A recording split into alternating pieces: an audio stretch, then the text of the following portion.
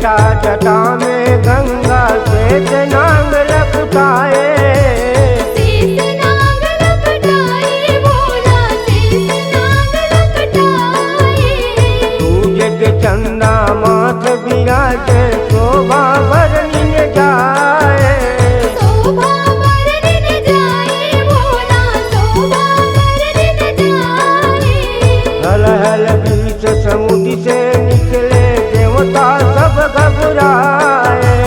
देवता सब घबराए भोला, देवता सब घबराए।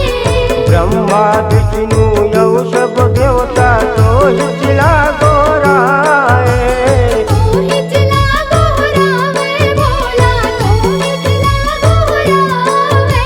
ए धुनी रमाए हो भोला ते धुनी रमाए ना। ते धुनी रमाए हो भोले, ते धुनी रमाए ना। गिरि पर्वत में बैठे महादेव अलख जगाए ना। गिरि पर्वत में बैठे महादेव अलख जगाए ना।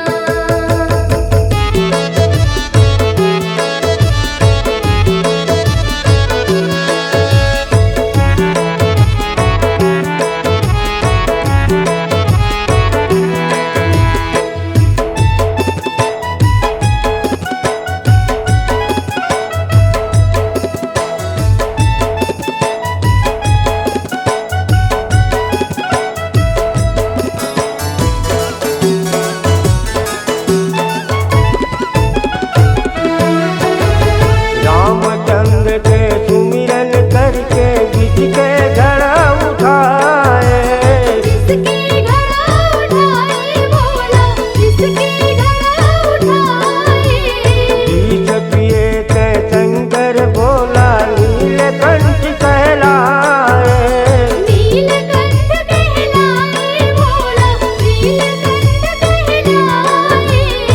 आठ रात के सेवा मंडली महिमा जस तोर गावा। महिमा जस तुर गावा भोला, महिमा जस तुर गावा।